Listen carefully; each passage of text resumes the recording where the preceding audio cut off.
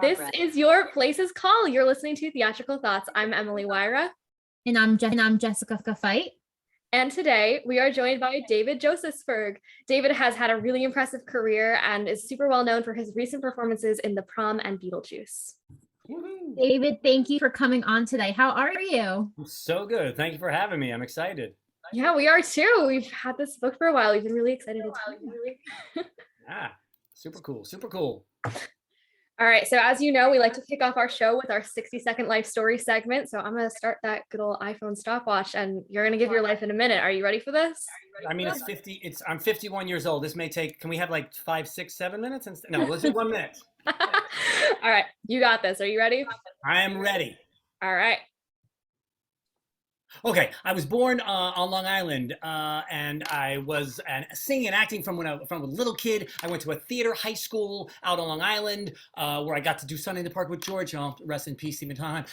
Then I went to NYU, and I graduated, and I started doing shows. My first big show was Les Mis. Then I did Grease, and then Wedding Singer, Honeymoon in Vegas, Motown, all different things. I don't want to keep going through all of them because then it'll take too long. Then I got married to this lady. Here's a little thing that you guys can't hear this, but this is my wife, Liz. I met her in Les Miserables. She was a Cosette understudy. I was a Marius understudy. Then we had kids. I have 2 kids, Benjamin and Cooper, 13 and 16. I have 2 puppies. I had other puppies before. Now I have an 8-week, 9-week-old puppy. She pooped in the house 4 times today. What else did I do? I did so many different things. I lived here. I toured the country. I was with a comedian, Stephen Lynch, for a long time. 8 seconds. Then I also, what else did I do? I started my own company, Broadway Breathwork, and I worked for my wife, Target 100. That was amazing. Oh my God. You talked so fast there at the end. I'm like kind of amazed. Yeah, that was very impressive. I'm sweating right now. My God. What do we tell you? We like to, it's got to be nice and spooky to start, It's good stuff. It gets me like, I'm excited now. I'm ready to chat. I got my energy. The adrenaline is going. Let's go. So you mentioned, I guess we should first of all say your puppy pooped 4 times today. That's really tragic. Yes. So in the house. In the house. We have 1 puppy already who's a lab, and she's 2 years old, and she's great. And then my wife said, I really want a real small, little tiny puppy to be in my, like a little small puppy. So we went to the shelter, and instead we got a half pit bull, half German Shepherd. So she's going to be probably 80 pounds, and she's already a little different than intended. Pooping 4 times in the house today. I don't know what's going to happen for the rest of my life. Oof. Best of luck to you. That's. Oof. We have a little one. His name is Tiny, and his name is as he suggests. So I can't imagine having an 80-pound. Yeah, she's gonna be a big girl. She's so cute. I love duggos. They're the best. So anyway, so you mentioned you went to a theater high school. So I guess sort of you knew early on then that this was something that you really wanted to do. How did you sort of come into that realization? Awesome question. Well, I mean, when I was a little kid, I got a lot of attention singing, like 5, 6 years old. And then I think, so I had my parents took me into the city to an audition for a Broadway show, actually. It was Oliver. I was 12, 13, 14, I guess around the bar mitzvah time, when my theme for my bar mitzvah was David on Broadway. So I guess I already knew at 13 that I was going to either do that or be the Mets second baseman. 50% of your dreams working out is pretty good. So I auditioned for this show, and I got down to the last 3. The guy who got the one person played the Artful Dodger. The second person got the understudy, and I didn't get anything. But my parents thought that I was good enough to pursue this, and so, just happened from there. That's wild. Wow. And the show closed in a week, so don't feel bad for me. Oh my God. Well, so you mentioned your first sort of bigger show was Sunday in the Park, right? No, well, sort of. Sunday in the Park was my, at this theater high school, which was a really amazing place. It's the Bosse's Cultural Arts Center on Long Island. It's like Fame. You guys probably don't know what Fame is, but Fame Long Island style. And so we do one abridged version of a whole show, and that was the first, and that was my show. My first real big show was Les Mis. It's so fun. Oh, imagine going to a performing arts high school. That would be so fun. Emily, we should transfer, even though we're both seniors. We've got like 6 months left. We're like, yeah, now is the time to transfer. All right, so I gotta ask. I mean, Friday's news with Sondheim obviously kind of hit all of us. So I guess especially with that being like one of your first shows, sort of what was Sondheim's influence for you? I mean, so huge for for everyone in the community, right? I mean, so it's different, right? He's 91 years old. He lived this amazing life. So to me, it's it's sad, but it's this beautiful thing that he's gonna go on forever. You know, his lyrics are just his music, all of it is just incredible. And I don't know, it's a sad day. I liken it to, I sort of think, you know, I've worked with Jason Robert Brown, who I feel like is sort of in the same. Oh, wait, Jason, if you're listening, is sort of in the same. If you're not, Jason's just, you know, he's not Sondheim. However, no, I'm just kidding, Jason. You are. Like if someone like that passes, it's just a huge. They're the icons of our whole lives, right? Yeah. Yeah, absolutely. I was in the city when it happened and I was just like, oh my God, that's Sondheim. Like what? That it hit. And But you're I so never right. I never got to work with him fully, but he came to see Jason's show, and I got to do some Sondheim shows, and you know, it's just for my age, he's, you know, the top of the pyramid. Absolutely. Yeah. You're so right though. It is just this beautiful celebration that we get to have of how Yeah. wonderful he is, and And did you see Lynn and all them singing? And that was amazing. could not emotionally handle that. It was so beautiful. Yeah. Yeah. Beautiful. Yeah. Beautiful tribute. Truly.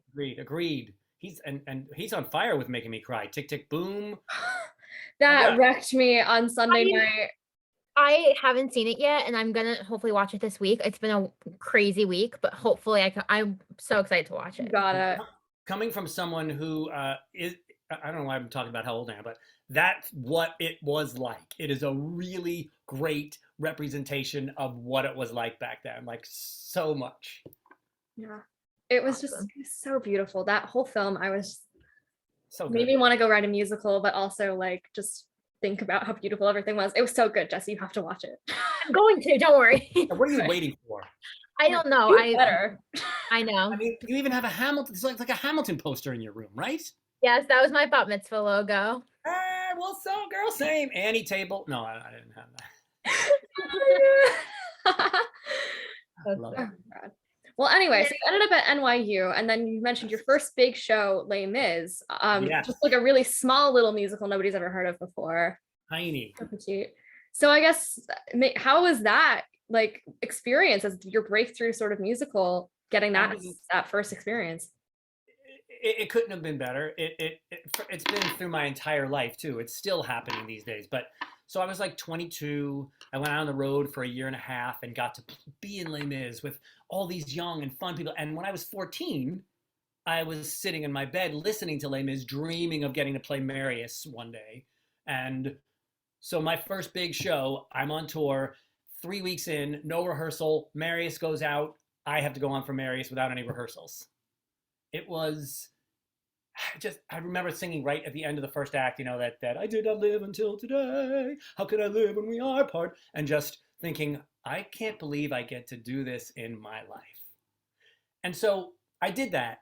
Then I did it in New York for a long time and back and forth, but throughout my life, like 10, 15 years on and off. And I met some of the greatest friends in the world who, during the pandemic, we've been playing poker every Sunday, all my Les Mis friends. And I don't know why, just happens to be here. This is my wife. I met her, and she went on when I went back out one time, and she went on as Cosette, and I went on as Marius, and she was like, I'm having all these feelings of, I don't know, these words really mean something to me. And I was like, hey, and then, but later on, we fell in love.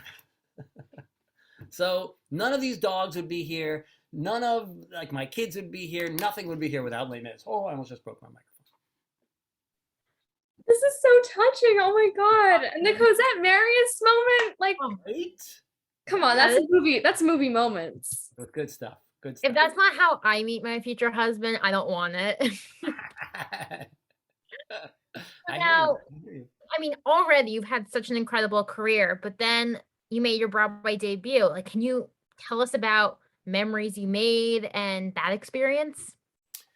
Yeah, so it was weird actually, because during during Thanksgiving time, I was on tour with Grease, and they decided to bring a second Grease to Broadway at the time when Grease was on Broadway, and they brought us in too because so many people wanted to see it. So that was sort of my Broadway debut.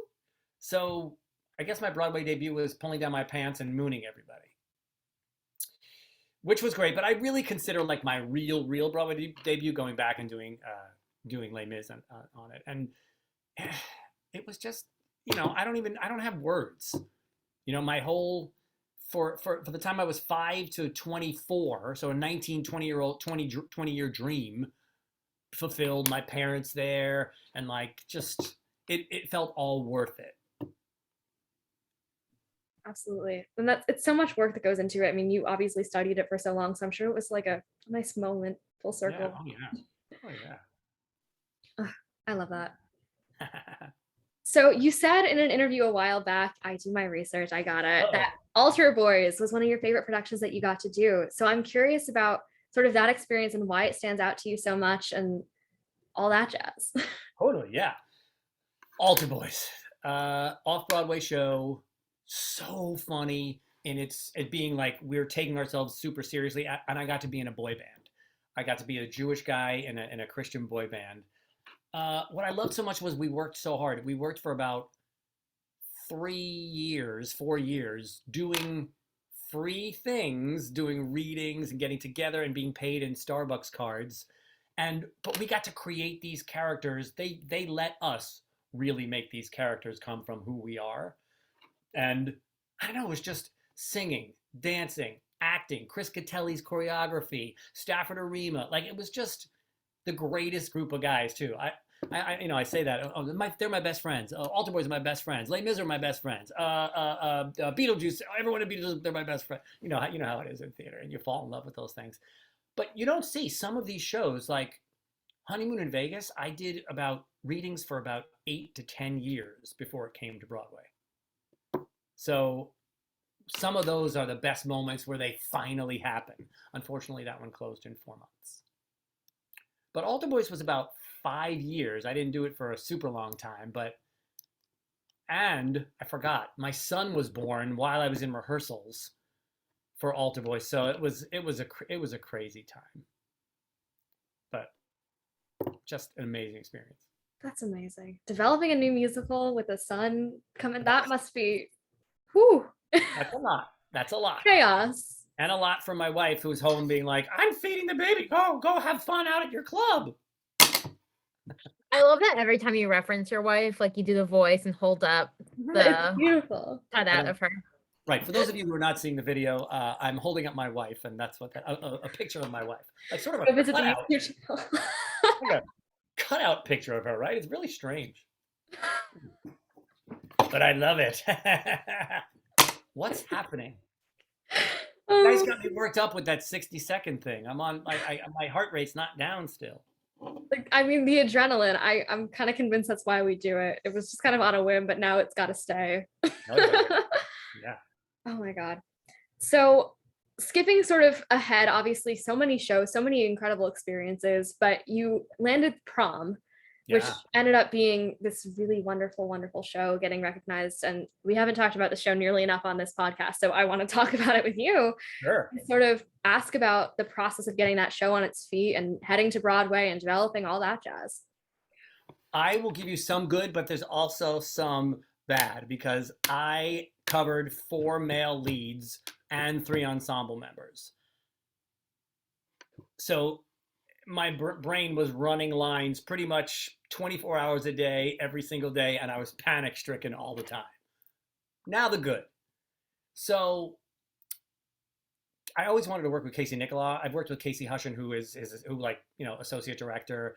We got to do Drowsy Chaperone, where I got to do it with Beth Level down in North Carolina. One of the greatest experiences too. My best friends, all of them. So this little show, it was just watching the kids. What was my favorite part, because there were so many Broadway debuts. This show was so filled with so much love, and the goal is to make Casey Nicola cry in rehearsals, and it's not so hard. He would cry all the time. I would cry all the time. It was just The story's great. The people. So that's what I'm talking about. Like Altar Boys, when you get to create these characters. So here's another level where you get to create these characters, but they're also sort of created for you, right? Beth Level, Brooks Ashmanskis, Christopher Sieber, Angie. Oh God, why am I having a panic attack right now? Sure. Angie Schwarr, my God. Josh Lehman, thank you. You saved my life. And you know what happened? I started to think, oh, I hope I don't forget anybody's name. And then that's what happened. I love Angie Schwarr. So getting to see them, it's like a master class. And I did Waitress too. I got to go in to cover Chris Fitzgerald when he left.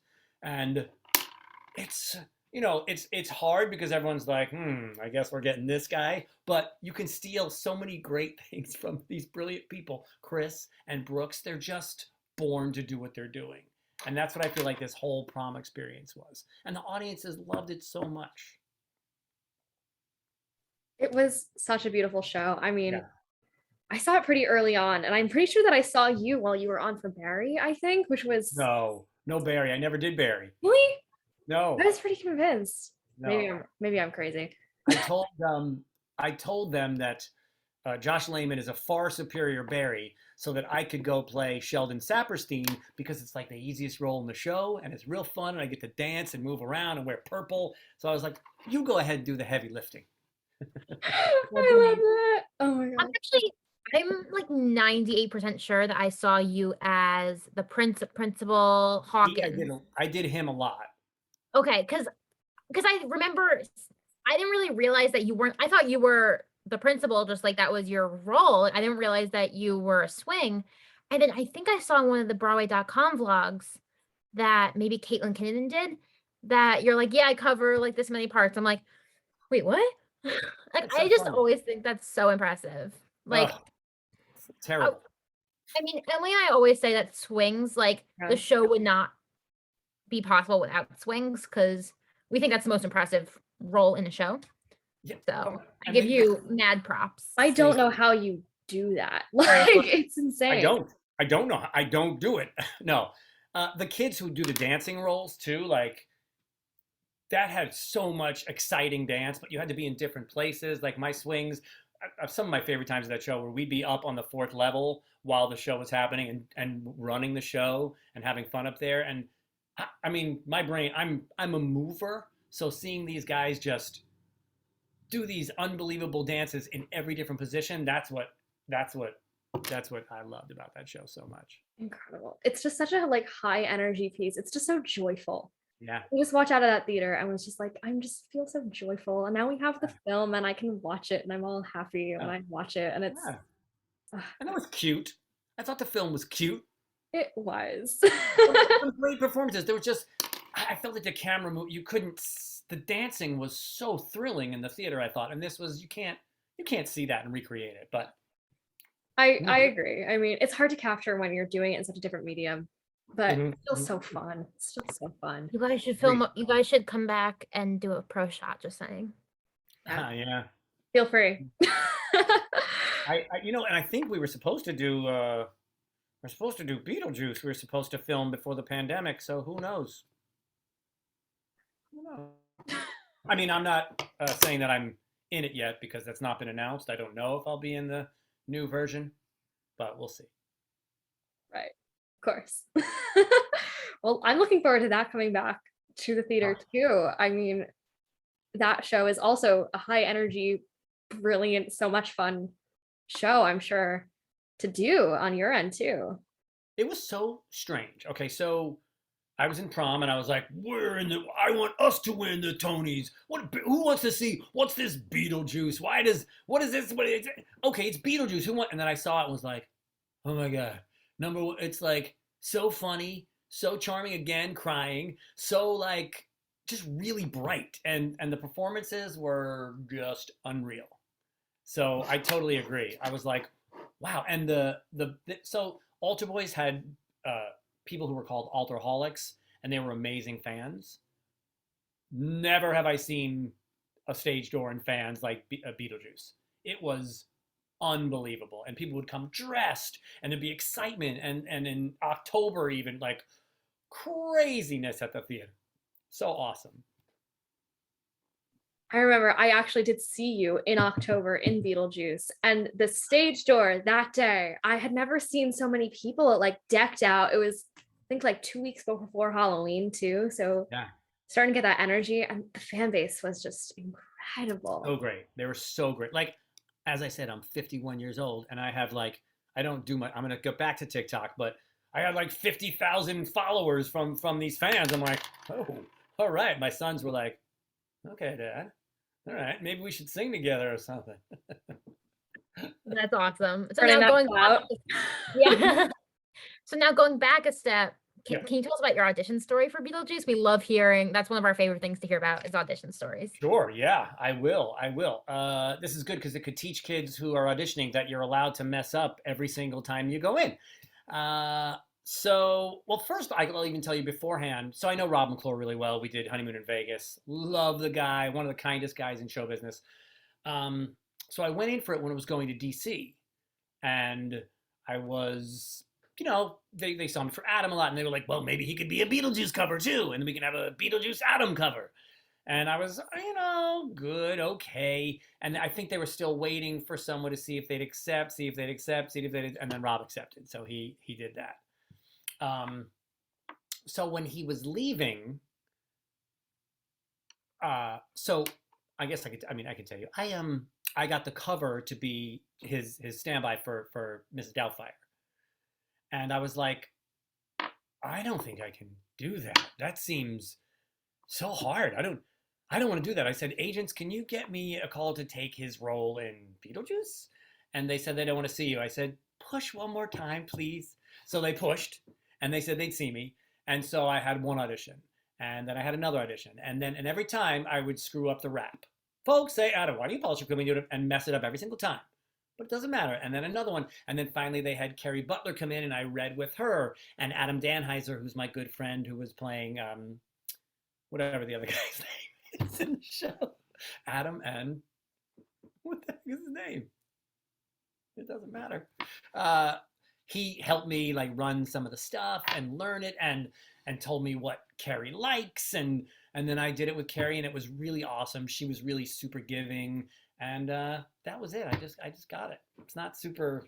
I mean, I guess 5 auditions or something like that is a lot, but That's so wild though. I mean, that must have been that part of the cast album. Whenever I would listen, that's always where I would be like, that's where I'm gonna stop because I can't imagine doing that behind, like in front of the table. No. and now it's like there's no way. Oh God, don't jinx myself. But now it's just there. It's in, never stopping.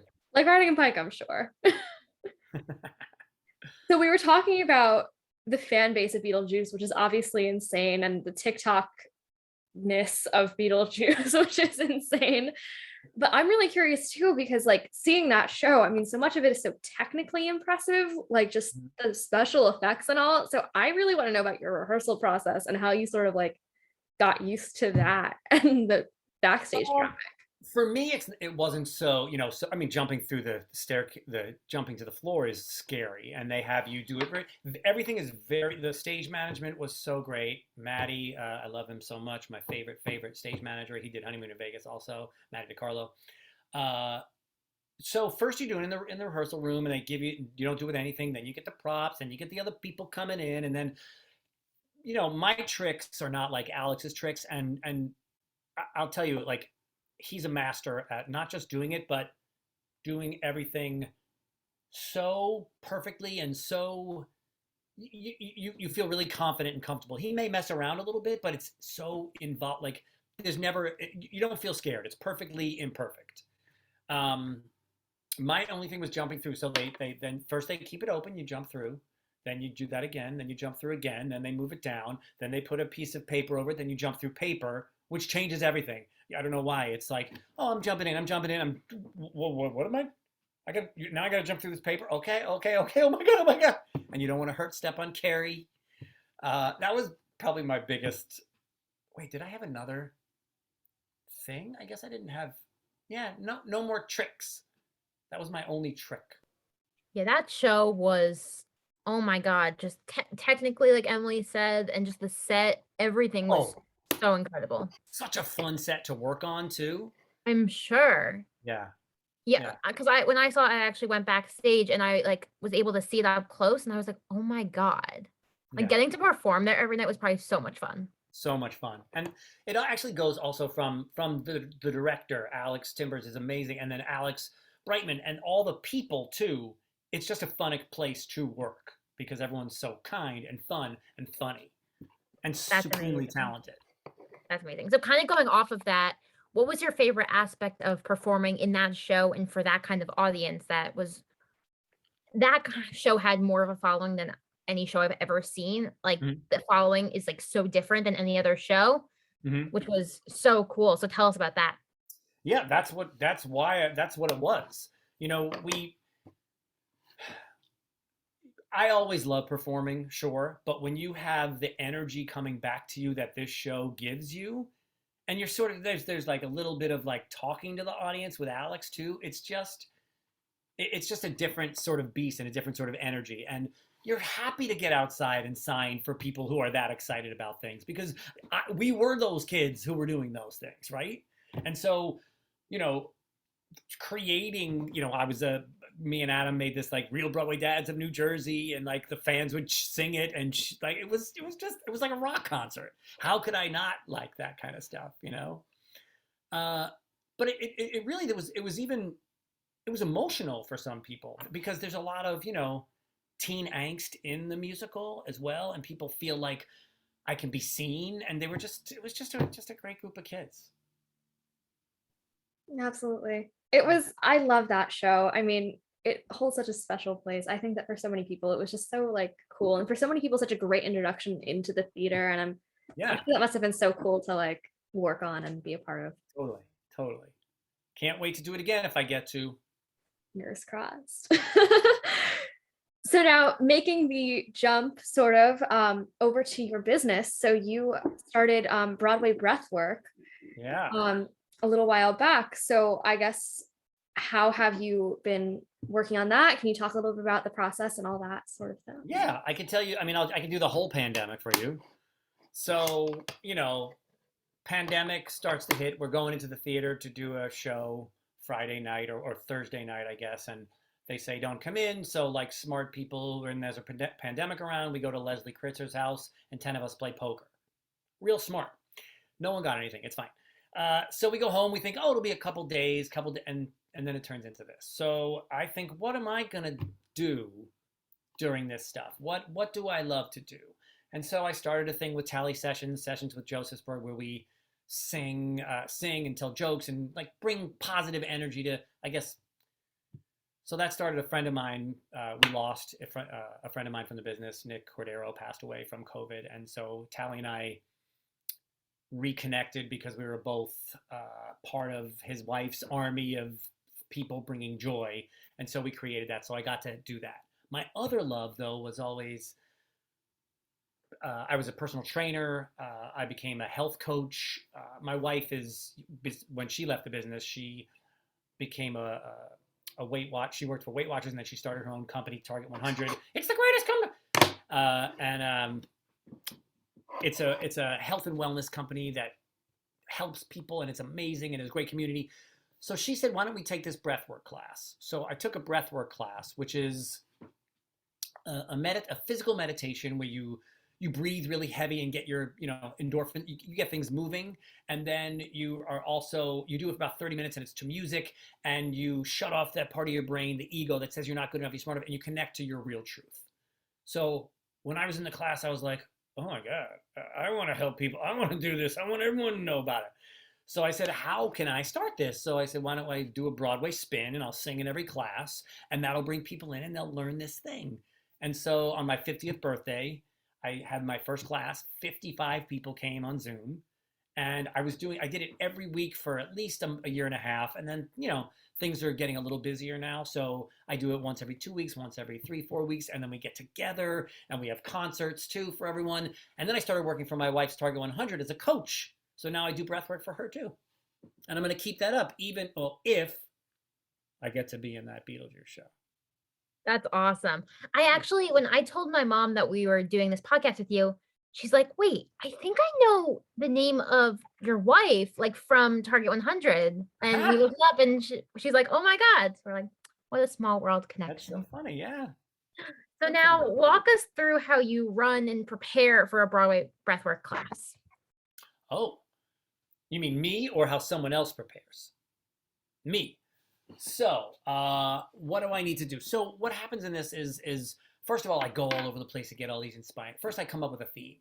Like, I'll just remember my last one was breathwork for finding silence, and it's, a lot of it can be moved from each one, but this is finding silence so that you can find your true you, finding silence so you can slow down and not be just doing all these things. So then I have a theme, then I go and find quotes, a lot of them from the internet. So all you parents out there who say that these kids shouldn't be looking at the intranets, there's some good websites to find really like inspiring, great quotes. So I do that, and then I go to a set list, and I make a set list. It has to feel right for me, and then I pick a song to sing. Then I pick one big quote that I'm going to speak, say at the end. And then I do all that, and then I'm never finished until 2 minutes before, because then I rush at the last 2 minutes and try to get everything done. And then I calm myself down for about 10 seconds, and then I start. The chaos right before. I know that feeling. It's bad. And Target 100 says that the stress, it's not good. And some of us are addicted to stress. So be careful. Being addicted to stress, that's just insane. Why would you suggest such a thing? I don't know. So now you asked how somebody else might prepare. So I guess if somebody's looking to take a class, how should they prepare to kind of come into it and be ready? You know what? Just all they need to do is just be open and be, vulnerable to be able to do something new. It's physical. So the breath is really like breathing into the belly, chest, let it go, belly, chest, let it go. And you do that for about 25 to 28 minutes, and then you get to relax with yourself. So all you do is lie down, don't eat for 2 hours beforehand. And that's basically it. So I gotta try this. This seems amazing. I have to say, Emily, when are we doing this? Yeah, seriously. Like, catch us at your next one. I will. You know what? If the first one's free, I'll send it to you when I do it. I think I'll probably do it not this Saturday, but the following Saturday. Oh, cool. Amazing. I'm excited. So I guess you spoke a little bit about this, but especially with, the chaos and all of our addictions to stress. And I obviously don't relate to that at all. Why do you think mindfulness is important, and sort of why you wanted to spread these messages? I think it's good for everything in life, because there's so many inputs out there, right? Like there's for health. There's TV, there's food, there's all of these things that are trying to be sold to you, all of this stuff all over. And things that they say, this is what should make you happy, this is what should bring you joy, and this kind of stuff, the meditation and the breathing lets you connect. We have a short life, right? My friend, Nick changed me too. It was all of that. It was his song "Live Your Life," which is, what the hell what are we doing? Like, we're here for a really short time. It's a miracle that we're here. I say this in my class every time. We get 86,400 seconds a day. Like, don't waste one. So what this does is it does slow things down, and it lets you connect to really the things that bring you joy. And it's not going to be what brings someone else. It's not going to bring what your guys are going to be different from each other, but following that and doing that and being authentic and trying to do those things. And this kind of stuff helps you find that. Wow. I think that's such an important thing that we should all remember, just with the craziness of day-to-day life, that just take that moment is so important. So I think that's so great that you do that. And even if it doesn't get you to those crazy out-of-body experiences where your whole life changes, it still is good it just relaxes you as well. People say, oh, Broadway breathwork, it's for performers. And that wasn't the point at all. But then I was like, but for auditions and things like that, if you can calm yourself down, because I don't know about you guys, or anyone out there, but when I'm at an audition, I'm up here. How can I even be thinking about what I'm supposed to be thinking about? So if I can pull that back and think, oh, this is what the character would do, then, you can be present. Yeah, the last time Emily and I had an audition, we were laying on the floor in my house, and I tried to lead us through meditation. It didn't go that well, but we were still very nervous, but we tried. Good try. Good try. We do what we can. So I guess kind of wrapping up, we love to ask this question to our guests. All right. What's a piece of advice you would give to your past self? Oh, to my past self. That's good.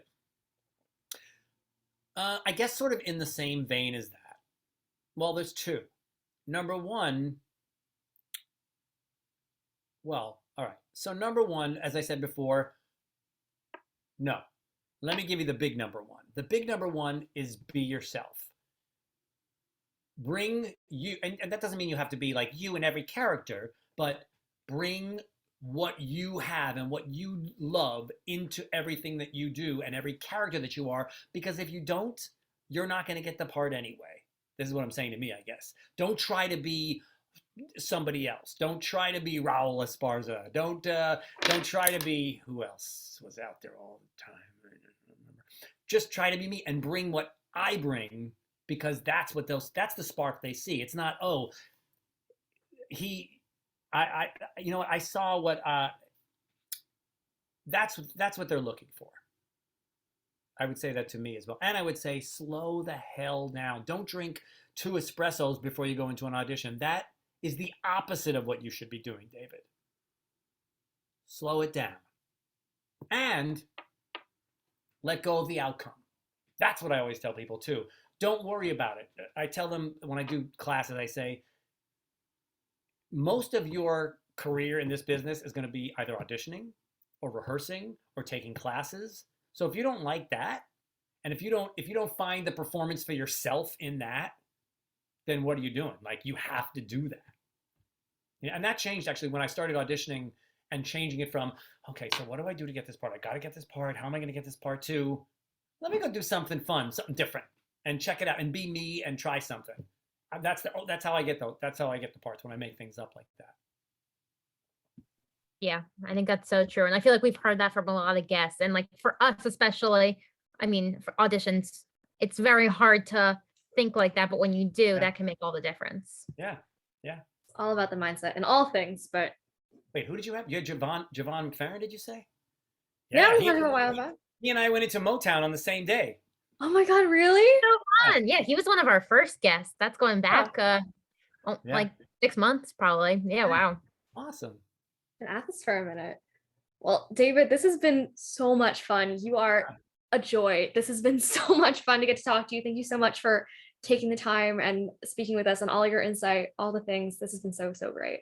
Thank you guys for being so awesome. Like, this was supremely fun.